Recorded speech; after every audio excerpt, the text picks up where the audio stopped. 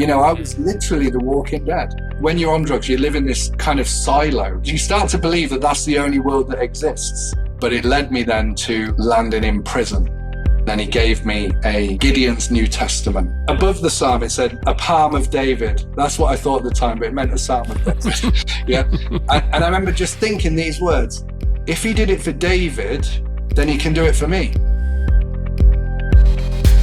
Welcome, everybody. This is Simon Gilbo with Inspired. Great to be back for another fantastic week of encouragement. Listen, if you're new to us, Inspired is all about meeting different mates of mine who've got wonderfully encouraging, moving, challenging, stirring stories to counteract the relentless bombardment we get in the press of negativity and fear, and just induces cynicism, apathy, anxiety, all that sort of stuff. So I think that's why we're just on such a roll, and it's exploding in terms of listenership, which is just wonderful. And this week, I've got no doubt you're going to be mega inspired because we've got with us the legendary Clyde Thomas. Welcome, Clyde. Oh, thank you, Simon. It's great to be with you. Yeah, really excited. So Clyde and I were together a few months ago at Billy Graham's European Evangelist Conference in Berlin. We had a great time there. And Clyde serves as lead pastor of Victory Church. That's been in Wales since 2014. He also, with his wife Rebekah, they run Hope Centre Ministries. And listen, I don't say any more because I just want to crack into it, Clyde. So let's go back. Tell us your backstory. Well, my backstory is probably like a lot of your listeners, one of incredible brokenness. But at the same time, I had a good start in life.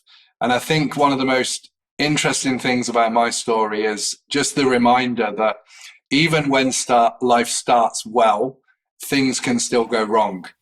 So for anyone listening today where maybe you've taken a wrong course or you've taken a wrong direction, I know and I hope that my story will be a blessing to you especially. But I guess for me, I grew up and I went to church as a kid, but I was never really connecting with it. I don't think it spoke the language that I understood at that point in my life. And although, I made kind of various commitments and I sometimes enjoyed it, it didn't really get to the heart. So I think I had an understanding of faith in my head, but it hadn't been translated to my heart.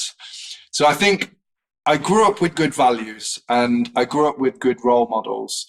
But when I got to probably 14 years old, like a lot of young people, I started to explore the world. I started to explore different things, got in crowds with different people, older friends.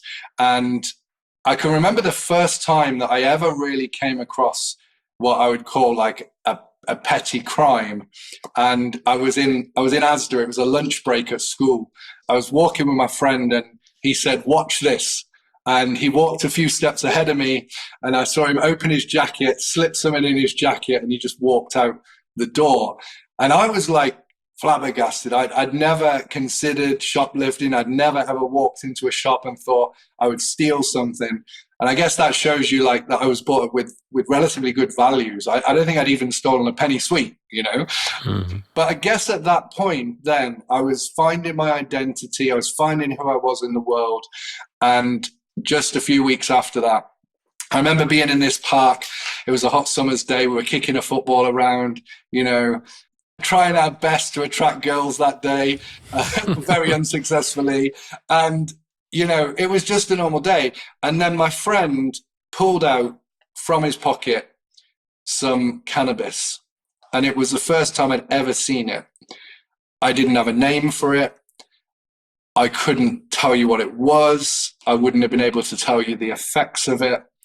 But on that day, when I was at that crossroads, I had a decision to make. We're going back now to 1997. Some of the listeners and viewers will remember that around 1993, 1994, there was huge televised coverage after the death of Leah Betts from an ecstasy tablet. And that was a huge, significant story in the UK at that time. And I can remember that the message being almost, pummeled into me, really, that drugs were bad. And I never, ever thought that I would take drugs myself. I was that kind of person. But I guess when you're young, And when you begin to see things that you haven't seen before, it opens up another world to you. Sadly, and I guess in hindsight, it's worked for good. I made a decision that changed the course of the rest of my life. And I smoked cannabis for the first time there that day. And I remember I actually pulled a whitey. I was so sick after taking that cannabis for the first time that I remember vowing, I'll never, ever do that again. Why would anyone want that feeling? Why would anyone want to, be sick? I remember just going home being like so ill and feeling absolutely horrible. But within 3 or 4 days, I was doing it again. And gradually, age of 14, bit by bit, I got more and more attached to the drug cannabis. And probably for about 1.5 years, last 2 years of my school life really were ruined by that drug. And although it was hidden, although it was, my parents didn't know about it, obviously some of my close friends and associates knew about it because they were doing it as well. But it wasn't taking a hold in the sense of impacting my day to day. I still managed to get through my GCSEs, but I don't think I did as well as I would have done because of the impact of it. And then I remember on my 16th birthday, this was the first time that I realized in my head, there's a problem here. It was the eve of my 16th birthday. So I was 15, turning 16. A few of us were hanging out in a local park and we decided that we would go to the supermarket. We wanted to get some, I think it was alcohol or something, I don't remember. But we were going to the supermarket. And as we were at the till, the gentleman in front of me left his mobile phone. Now, you got to go back like 25 years and bear with me because mobile phones weren't everywhere then. There was few people that had mobile phones, so they were just sort of starting to break through. And when he paid for his shopping, he left his mobile at the end of the till. And so I paid for what I was getting and I pocketed the mobile phone. And that was really my first crime. That was the first thing that I did that I can label as a criminal act. And we went down the park, we were messing about. I remember laughing and joking, we're using this mobile phone. And a few hours later, it was 10 p.m.-ish. The police riot van turned up at the park. They had me on the camera in Asda and they found me in the park and they searched me and they found the phone. And I was arrested and I was taken to the cells on the eve of my 16th birthday. And I remember my dad coming into the police station just when I turned 16, a day that really should be an amazing moment, a milestone. And here was me with all this hope and potential thrown down the drain. And I remember the look of shock on my dad's face. I remember being in tears, just thinking, what have I done? And him needing to be at the police station to process me and get me out of there because of my age. So, yeah. I mean, that could have been a wake-up call. You could have stopped there and then, but it didn't, did it? So what happened next? No. And I think, when you are in that lifestyle and when you do begin to dice with that lifestyle, one of the things that I'll talk about later, is that addiction is a trick. So it's a deception in our mind. And I think we deceive ourselves into thinking we're in control. And I remember, like, my dad was very gracious. He didn't attack me. He didn't go mad, but he was obviously upset. And from there, I made all these promises. I remember promising and, talking my way with great words into what I would do. But the reality was, Simon, it just continued to spiral. And within a couple of months of that, I took my first ecstasy tablet. And obviously I referenced earlier the death of Leah Betts, which was a massive thing in the UK. And now here I was taking those same things, despite all of the warnings, despite all of the, press and the say no to drugs messaging, the impulse and the peer pressure was strong. And, I love what the Bible says. It says, that sin is pleasurable for a season, but the end thereof is death. And I remember the first day, and obviously all of this is in the context of me not knowing the Lord, not having faith.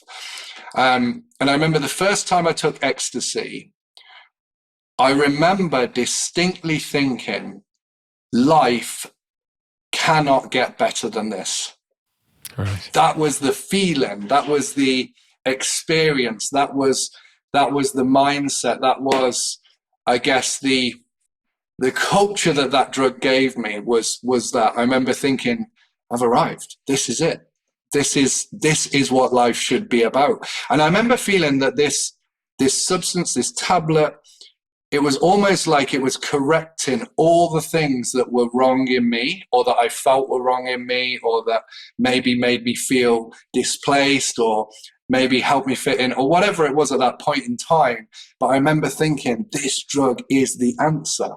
It was so different to other drugs that I'd experienced. And that led me, Simon, to taking ecstasy every single day, and I mean, obviously, there are many different people who use ecstasy, and maybe some people use it at the weekends and stuff, but that was not me. It was a daily thing, and I'd be taking 10, even 15 ecstasy tablets within a succession of a few hours, taking 3 or 4 at once.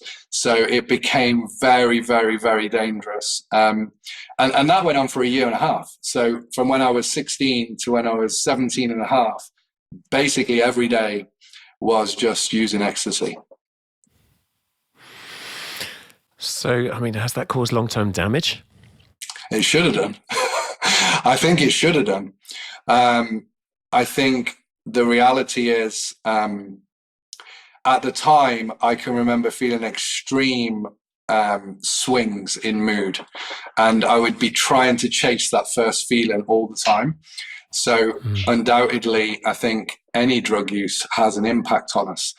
But the beautiful thing is, and the amazing thing about the brain, is that what we know now is that the brain can heal itself. So there is hope, and the brain can be renewed, and we can turn it around. And I'll talk about that in a little minute.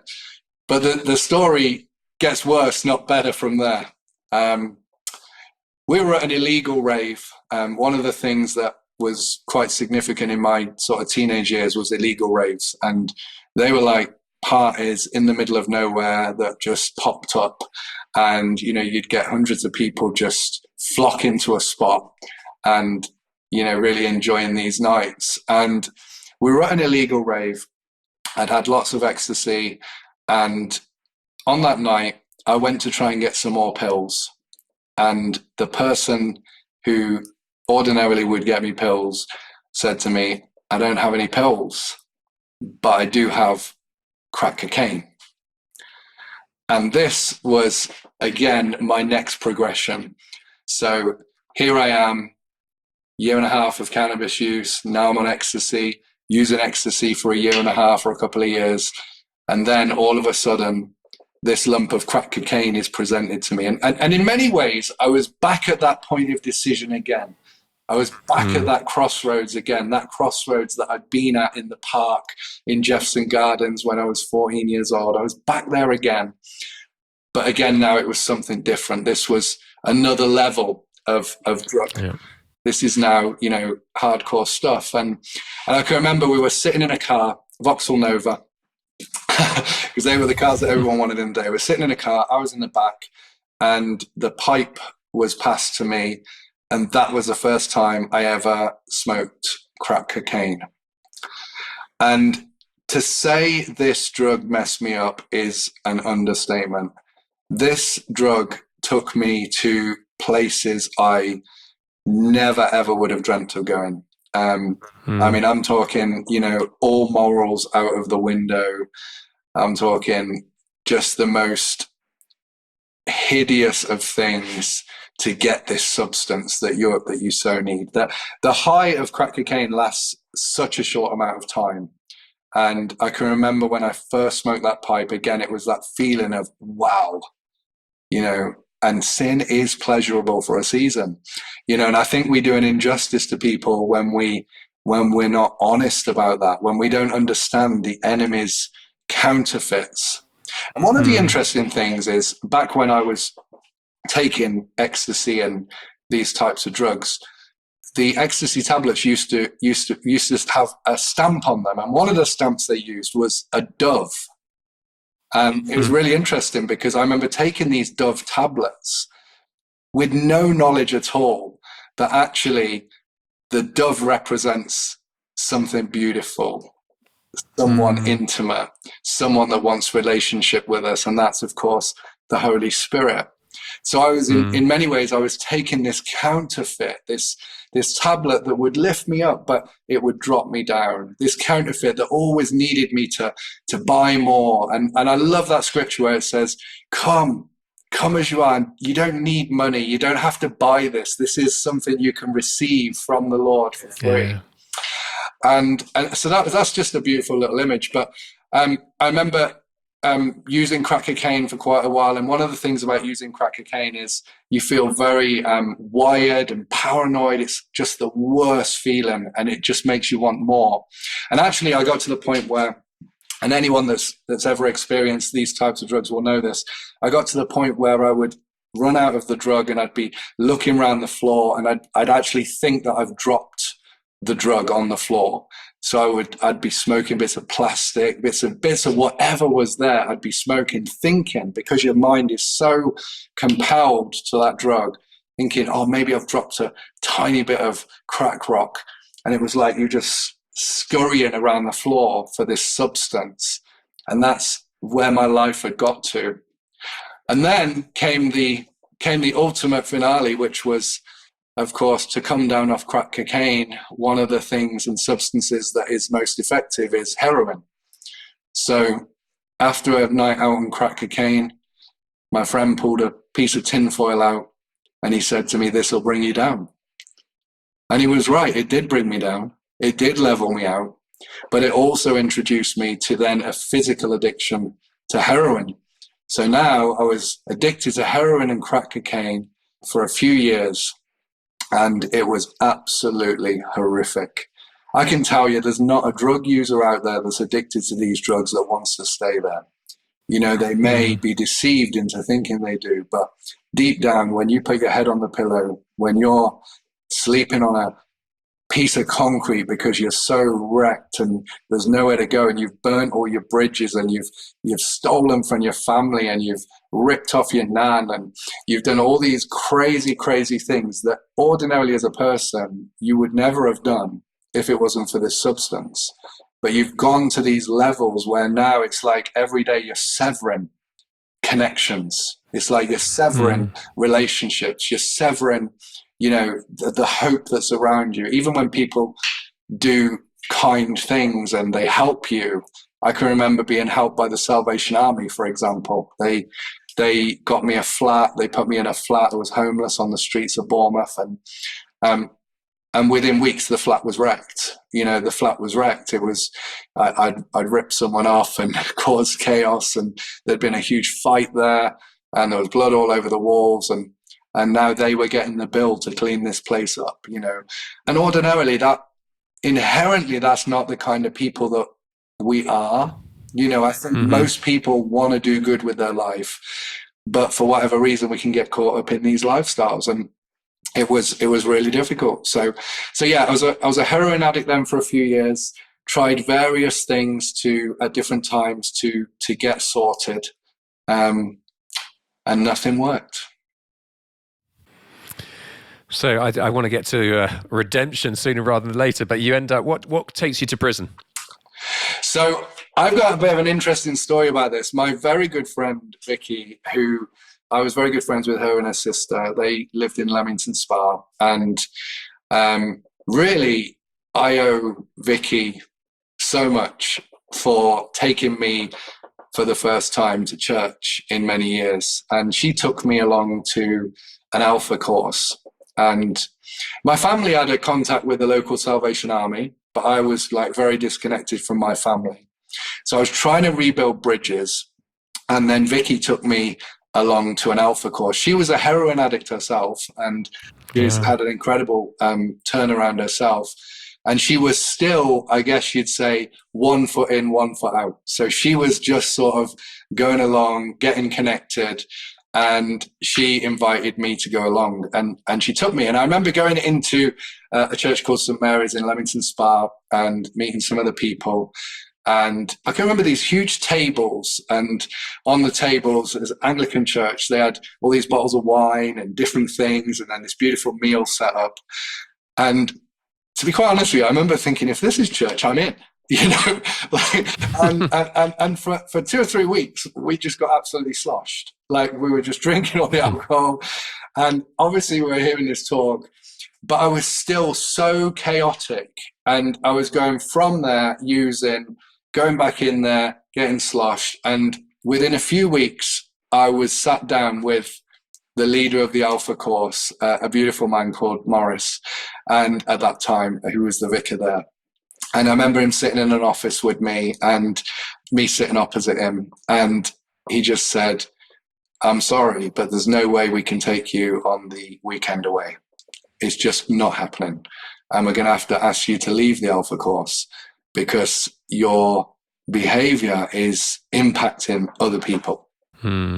Tough. Now our church is actually a hub for Alpha in Wales, and we use Alpha all the time. It's phenomenal. I love that. So this is how God can turn it around, right? So here I am, and actually, in some ways, that was the best thing that ever happened to me, because here was someone that was going to sit opposite me, and they were going to love me, but they were going to tell me the truth, because so many people would just cross the road or ignore me or bypass me.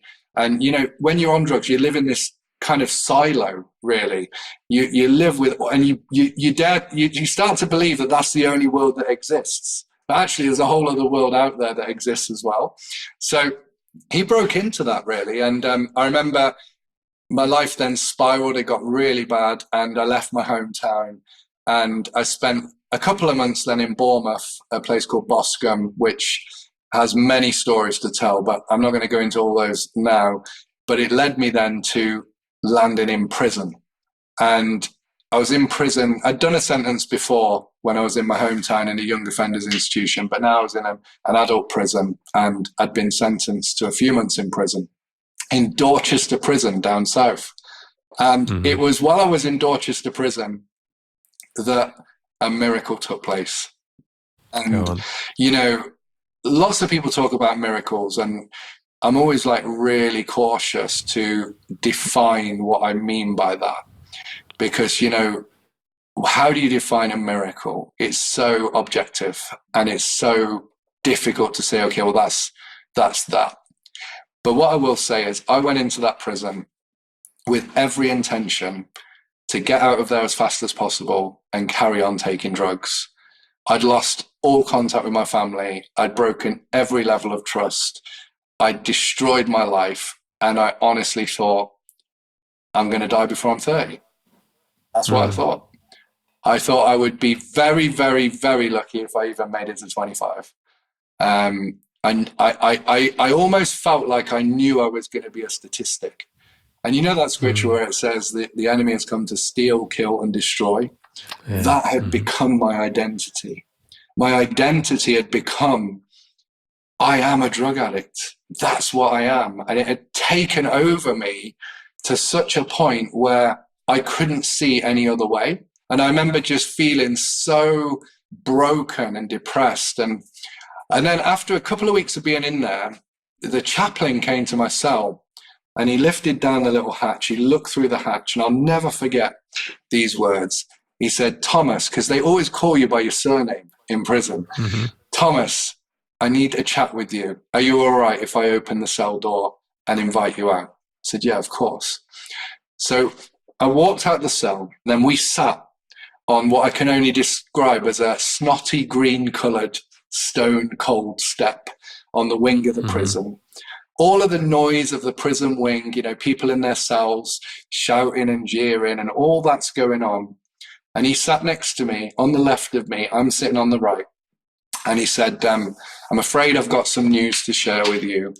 He said, I've had a call off your mother. She's contacted the prison, and a friend from your hometown has committed suicide. Now, what I knew later that I didn't know then was that my mom had been praying every day for me. Now, my mom had a very, very simple faith, and she had an incredible faith, but it was a very simple faith. She was never, she was never a preacher. She didn't stand behind a stage. She wouldn't have been able to, reference loads of Bible verses, but she had a genuine faith. And actually, her faith had carried her through depression, through manic depressive episodes, through so much stuff. And every night while I was on drugs, she would get down on her knees at the side of her bed and she would pray for me. And she recounted later there was times when, I would bang the door at 4 a.m. wanting to get in, and she would have to ignore the door to keep me out, and how hard it was. And she would be praying and weeping and crying out to God, but there was no breakthrough coming. So when she heard about my friend committing suicide, she actually thought, well, maybe if I can just get a message to the prison, this will impact him. Now, at the same time as this, it was around August 2003, my younger brother, now I'd had a massive impact on my younger brother because of my addiction, and he had gone to a summer camp, and he had gone forward in the prayer line. And when he went forward, he went forward to receive prayer, to stand in the gap for me because I was in prison. And the person that was praying for him actually prophesied and said, "This is done. This is done." And they said, "Your brother's life will change within weeks." Wow. It's just remarkable, all these things coming together. And it was that day I was sitting on that cold step and the chaplain gave me this news, and I remember weeping. I remember just feeling so out of control, and this massive anger rose up within me. I was so annoyed. I was so frustrated. And the chaplain said, "Look, I know you're upset." He said, "But would you mind if I just pray for you?" And I remember my response. My response was, "I don't know what prayer is going to do, but you can if you want." And he said, "Do you mind if I just put my hand on your shoulder?" I said, "Absolutely not, go for it." And he put his hand on my shoulder, and I remember him just praying, and he just prayed a general prayer. And then he gave me a Gideon's New Testament, and he gave me a testimony book. And I put those in my cell and really was angry, and I was almost more fueled to carry on with the life I was going down, because I thought this is going to be my story as well. And then day by day, night by night, as I was in the prison, I would see the Bible and the book. And I remember just thinking, no, I'm not going to read that. No, I'm not going to read that. And then, okay, I'm going to read it. And if I'm honest, it was out of boredom at first that I picked it up, or at least that's what I thought. But as I read the New Testament for myself, and I think it's just so powerful for anyone listening, if you're skeptical, or if you've never, or if maybe you've just stumbled across this podcast and you're thinking, how is faith relevant to me? My best advice would be just read the New Testament yourself, pick it up and just slowly read through it. And that's what I did. And I remember reading Matthew, Mark, Luke, John, and I got, you got a lot of time in prison. So I was just scanning through this thing, and it became, the only way I can describe it is it became living to me. And I went from reading words on a page to thinking about the words on the page to now actually, it felt like embodying the words on the page. And it genuinely felt like when I was reading those words on the page, and those who read the Bible will know what I'm talking about. You don't always have days like this. It's not an everyday occurrence. But when you do read the Bible daily, you have those days where it just feels like it's going in. And that's how it felt to me when I was sitting on my bed in August 2003.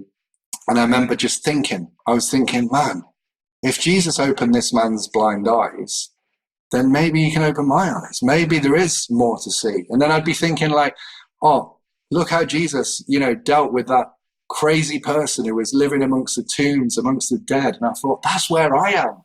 I was literally the walking dead. And then in the Gideon's Bible, you've got the Psalms as well.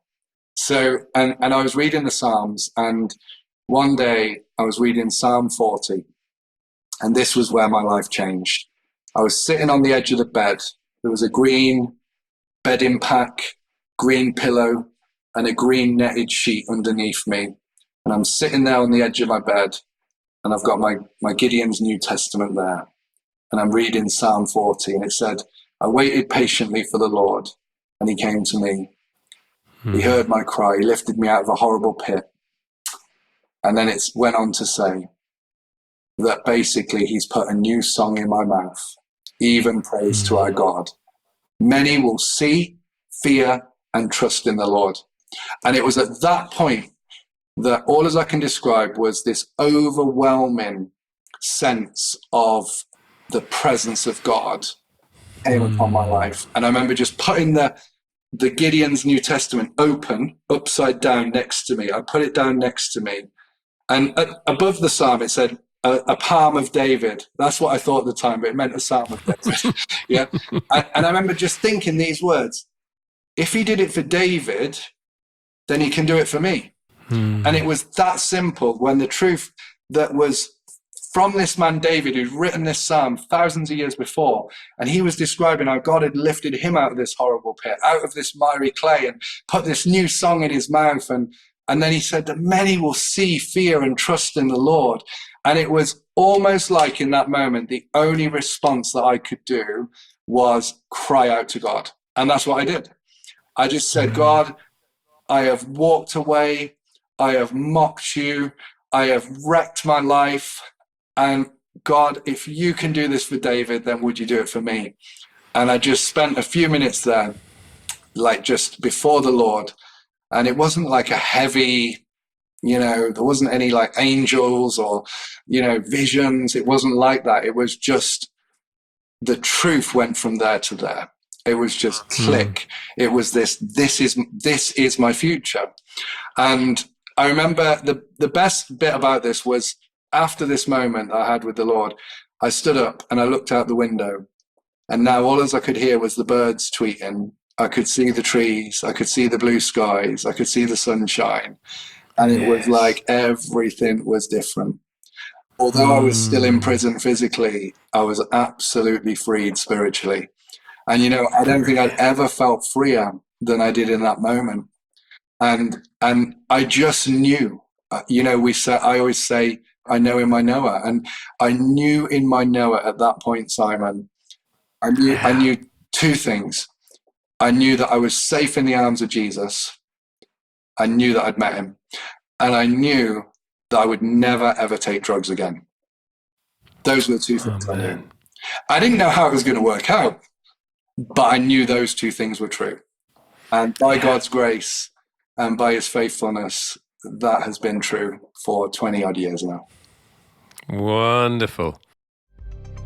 Hey folks, I'm loving the impact of the podcast and how much joy and encouragement it's bringing. Listen, here's some potential action points if you're enjoying it. First one is we love feedback. So why don't you tell us where you listen to the podcast and how it's impacted your life by sending us a 1-minute voice note to podcast@greatlakesoutreach.org. We might air a few of those. Another thing you could do is give us a review on Spotify or iTunes. Subscribe there. Also, can you subscribe to our YouTube channel? We're trying to grow our presence there, and actually that is a key way of getting it out there further. Another way is to recruit new signups. So could you think of 3 people that you could say, yeah, hey, this podcast, I'm loving it, and I'd love you to engage with it as well. And then lastly, if you want to give to the work, this podcast comes out under the auspices of Great Lakes Outreach. We're working in Burundi, which is currently the second poorest and the hungriest country in the world. The needs are absolutely massive. And what's amazing, and we never did it for this purpose, but the money that's coming in through people like yourselves who are loving it is funding 5 ministries out in Burundi right now. That's impacting thousands upon thousands of lives. So, if you gave 20 quid a month, 20 quid here is like 200 quid out there, or $50 a month, that's like $500 of impact. I just stick a 0 on it in terms of knowing how far money goes out there. So we'd love it. You could do a one-off or a regular monthly support to greatlakesoutreach.org greatlakes.org/inspired. That's greatlakes.outreach.org/inspired. And let's spread the love. All right. So 4 potential action points. You could do one or all 4. So that's feedback, sending in a voice note to us. You could give us a great review on Spotify or iTunes and subscribe to the YouTube channel. You could recruit others and gossip the podcast and get other signups, or you could give to greatlakes.outreach.org/inspired. I'll put all those links in the show notes below. And now let's get back to the podcast. So 20 plus years now, clean, but not just clean. You've done some beautiful things. So just bring us up to date. I know you've got so much to pack in, but go for it. Yeah. I mean, I think to bring you up to date and to say where my life is now, I need to explain what happened when I left the prison gates. Because this was the beginning of miracles. So the first miracle was getting saved, of course, and that was a wonderful moment. But then when I got out of prison, obviously you've got to bear in mind, trust was broken. If I'd have picked up my phone to my mom and said, "Oh, Mom, by the way, I've got saved, can I come home?" She'd have just been like, "No way." We weren't at that point of relationship. So by God's grace, I managed to get the opportunity to go to a rehabilitation centre, a Christian rehabilitation centre in Wales. And this came about through the chaplain in prison. And I remember doing the phone interview and they said, "Yeah, we'll take you." And I was due to get out a few days later. And then when I did get out, when you get released from prison, they release you very early in the morning. So you go through a whole reception process and they give you back your belongings, which for me was not much. I had, I think I had a white pair of jeans covered in blood. I had very little. And they give you £38 at that point. They gave you when you got out of prison. And just think about that for a minute. The amount of people that are leaving prison right now in the UK and they're already set up to fail. Yeah. It's so sad. But the chaplain had arranged for me to have a rail warrant, so a rail ticket paid for, to get from Dorchester to Bristol, where I was going to be picked up to go to the rehab centre. And me getting on that train was the difference between, potentially not getting to Christian rehab and getting to Christian rehab. So I'm going through the reception of the prison. It's 7:30 in the morning or something. And I get to the gate. They've handed me my stuff. They open the big door and they say, "Okay, we hope we never see you again." and I remember just thinking, I haven't got the rail warrant. So I said to the guy on the desk, I said, "I'm meant to have a rail warrant and it's meant to be here. I need to get to Bristol." And he said, "There isn't a rail warrant." And at that point, I just remember firing a quick prayer. This is what I mean by a relationship with God. This is how I know I have a relationship with God. So I remember just praying in my head, "Oh Lord, you're going to have to sort this. I need this rail warrant to get to Bristol." It was just a thought. And all of a sudden, within 30 seconds, the phone behind him rang. And it was the chaplain. And he said, "When I left the prison yesterday, I forgot to tell you that there's a warrant for Thomas, Clyde Thomas, in the drawer." And he explained where it was, and I got the rail warrant. That was the first miracle when I left prison. I got on the train and I successfully got to rehab. And then I spent the next 2 years in an amazing ministry, a Christian rehabilitation centre, which isn't operating in the same way now. But back then it spanned many, many years. And I progressed through the program, became a senior resident, became a voluntary member of staff before eventually going to Bible college. And that's when I guess that scripture that said, "Many will see, fear and trust in the Lord," that calling that God put on me in that prison cell began to become a reality. Now I'd been formed, I'd been discipled, I'd been grown, and now I knew how to explain my faith. I knew that my faith was real. It wasn't just an experience. Experiences are great, but the experience now had legs. It had a skeleton. And I remember going to Bible college, spent 3 years doing my Bible college at Mattersey Hall, met some incredible people there. Best person I met was my wife. And we got married in 2008. And then when we were leaving Bible college, we had a few different options, and there was some opportunities to go and lead some churches around the place. And we felt God speak to us and say, "Go and sit under the ministry of a guy called Dr. John Andrews, who is an incredible friend and mentor, and him and his wife have been a massive influence on our lives.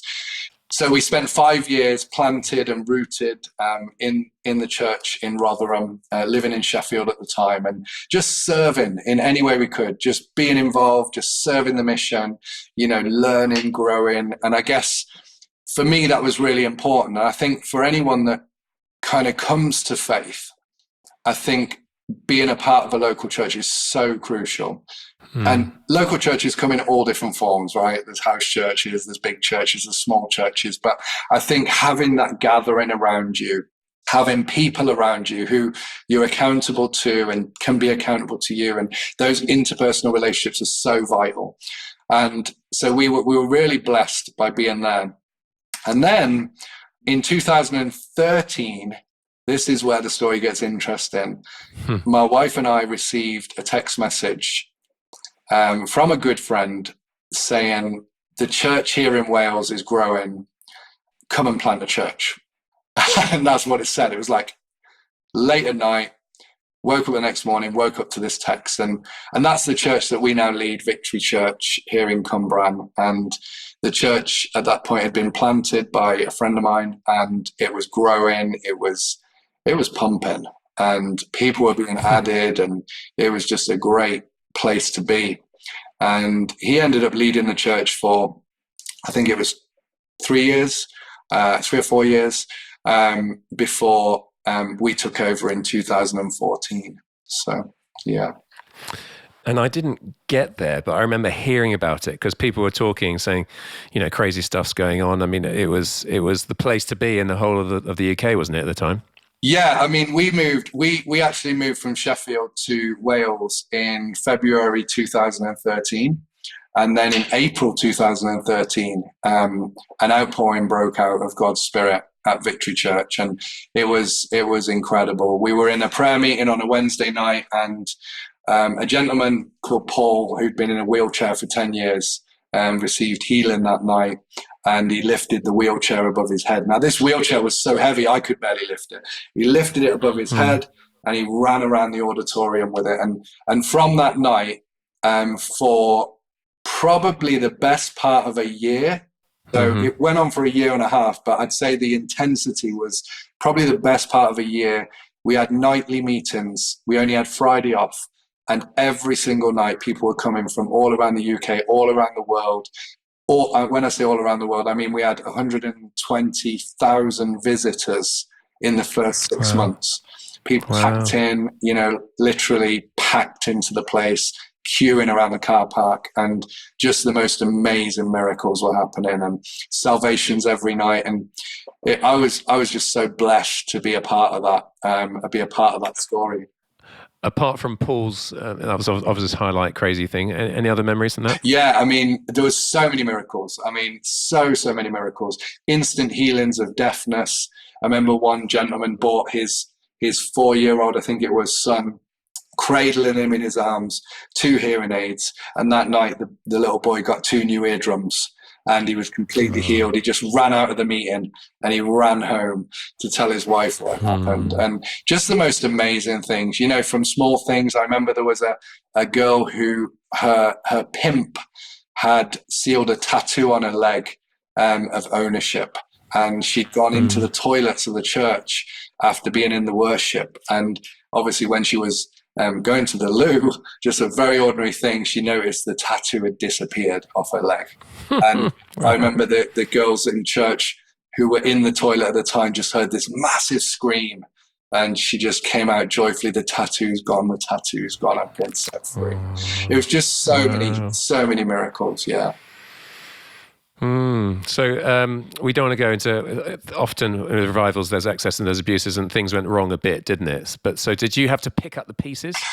Yeah, I mean, look, sadly, look, we're all human, right? And things happen. And without getting into the intricacies of that, the sad news is the church had to be handed over. And my wife and I then stepped in to, I guess, pick up the pieces from some really difficult events for the church.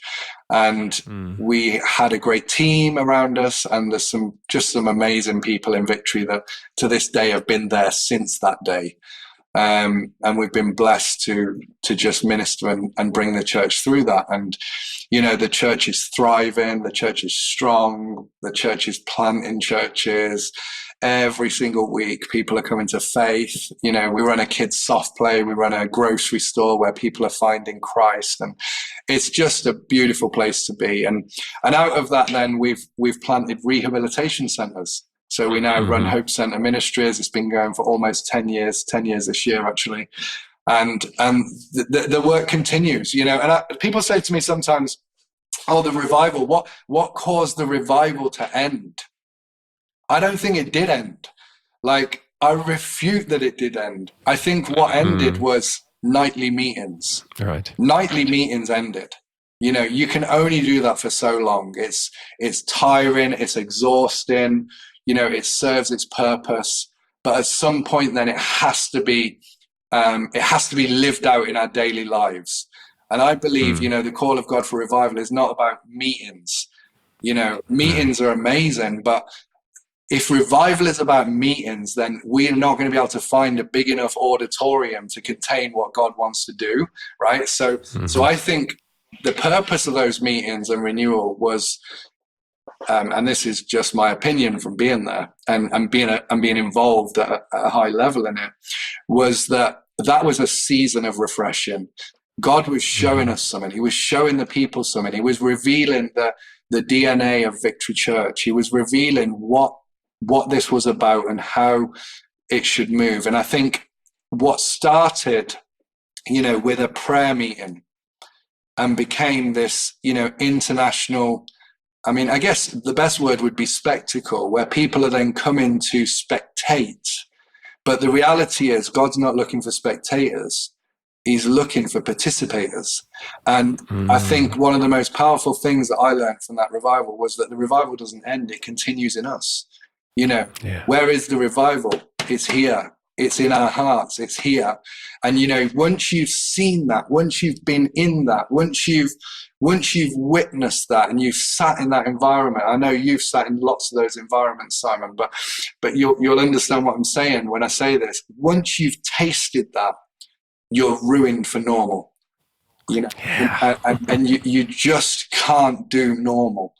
It's like 3 songs, an offering and a sermon is not going to cut it, right? It's just not going to cut it. And I think that time of refreshing was significant for Wales because God was revealing something about Wales. There is a well in Wales. There is something that God wants to do. But he was also showing us that in a moment, he can do it. In a moment, something can happen suddenly that changes everything. And that's what happened. And I think the challenge to the church was, okay, now this is not about nightly meetings. It's actually about something more than that. It's about carrying this revival into your home, into your school, into your personal life, into your family, into your workplace, carrying the presence of God and being a vehicle for him, for the kingdom in this generation. Yeah. And we were in the sauna in whatever fancy hotel it was in Berlin. You were telling these stories of God's financial, miraculous provision and how his blessings all over it and lives changed. So go on and give us a quick blast on that. Yeah. I think one of the things that I really love is being in the faith zone. One of the prayers that I've always prayed is, Lord, keep me in the faith zone. Because when you have vision and when you believe God for things, if we can do it in our own strength, if you and I can achieve what we think we should achieve, that's not really a vision from God, I don't believe. I think all of us can have dreams, we can have ambitions, and we can do things. In our own strength, we can do things. But I think the challenge of faith is to go beyond that and hear what God is saying. And, time and time again, we've witnessed that when God is saying it, when it's God's vision, it is God's pocket, and ultimately, I don't want to be blasé about that, but I do want to let the listeners know that they can trust God. Yeah. God has said it. you can trust him. You don't have to work it up. You don't have to be freaked out on how this is going to happen, or how are you going to engineer circumstances to make this work. If the Lord has said it, he will provide. And he can do it in many ways. He can do it through hard work. He can do it through business. He can do it through diligence. He can do it in many, many ways through stewardship. And of course, one of the ways he can do it is miraculously. And I don't think we should live our lives like everything is going to just drop from the sky. But I do think we should believe that when we do our part, God will do his part. And when we bring our best, he will do his best. And we've seen that. We started our rehab centers with literally zero. Literally zero. And that's no exaggeration.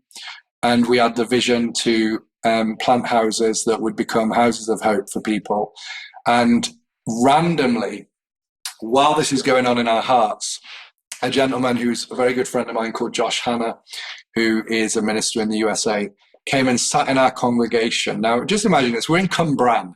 It's the Valley of the Crows, right? We're not in an outpouring season. We're just in a normal season. And he comes and sits in our church on a Sunday morning. And after the preach, he comes up to me. I didn't know who he was, never heard his name, never encountered the man before. And he said, could I come and see you on Tuesday? I'm flying out on Tuesday night. Would there be any chance that I could see you on Tuesday? I said, yeah, of course. So he came on the Tuesday, sat in my office, and he said, I'd like to fly you and your wife over to America because we're running rehabilitation homes. And he said, I just felt that when you were preaching on Sunday that God wants to do something with that here in the UK. And, that opened up like this whole relationship where what we knew in our hearts was now enabled, and it was done through relationship, through connection. And since then, the charity has been able to purchase a few of the properties, which has been amazing. But we've got dreams. We want to go all over the UK with this. I believe every church needs a hope center, and every hope center needs a church. And by that, what I mean is, the best place for people to recover from addiction is not sitting in an isolated Christian setup. It needs to be integral at the heart of the local church. Yes. And at Victory Church, that's what we've done. So we've got the Hope Center and we've got the church. And they literally mesh like this. And it is so powerful because the church gets this incredible glory as people's lives are changed. But the Hope Center also experiences the power of the network that God can build along our lives. Yeah. And in the secular world, when we think about addiction, one of the key things that people talk about is building a new social network. So they talk about building a new friendship circle, encountering different people. The best place on planet Earth to find those connections is the local church. Yes. And we've seen story after story of people who were written off who are now written in. Because of those connections and because of the local church. So I believe every church should have a hope center, or should at least be connected with an equivalent of a hope center. And I believe every hope center has to have a church. And I believe that based on conviction that God's vehicle is the local church. Yeah. And things like the Hope Center is a parachurch ministry, but really it's the local church. Yeah. I'm going to interrupt you because we're running out of time, but I want to do the plug for you. Basically, I don't know if you listened to the first ever Inspired podcast, but it was my mate Ed Walker interviewing me. He was the founder of Hope Into Action. So second week I interviewed him. Out of that podcast, literally from the get-go, 4 houses were donated. This last week, we, a few years on, have just opened our 3rd Hope Into Action house. And this is a very similar thing. It's about the local church having a hope center. And I'm going to say out there, if you're listening and your heart is stirring, and either you got resource to plow into it, you can get in touch with Clyde, or you're thinking, our church could do this. Well, that's what I love about this podcast, just profiling different works of God, and you can get involved. So we're going to put that in the blurb, all contact details and what Clyde's up to. So please be in touch with him if you feel that prompting from the Spirit. Hi, my name is Ben, and I run a youth ministry locally out of a church in Bath and a students and young adult ministry across the Southwest. And Inspired is exactly what it says on the tin. There's a generation that is being nuked with bad information, bad publicity, social media, and all of the horrible things that are going on in this world. And it's so refreshing to hear stories and testimonies about what God is doing around the world and locally. It's so good for this generation and the Gen Z generation to be inspired about Jesus and how good he is. It's exactly what it says on the tin. Be inspired.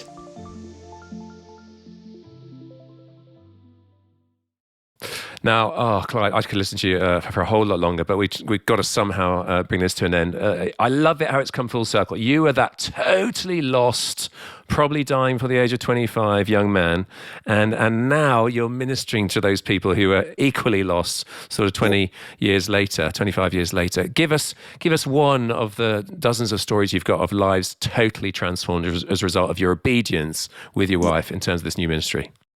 Yeah, I mean, there's so many, but I just believe you should never put a full stop where God is putting a comma. Amen. And for this man, Steve Seedhouse, who's a very good friend of mine now, he came to our project, and honestly, he couldn't even walk through the door for 3 days. He was enrolled in our program, and for 3 days, at any opportunity he would just go out into the garden and he'd sit just staring into space at the wreck that he'd made of his life. And after a few days, I remember him coming back into the center, and he began to kind of begin to engage.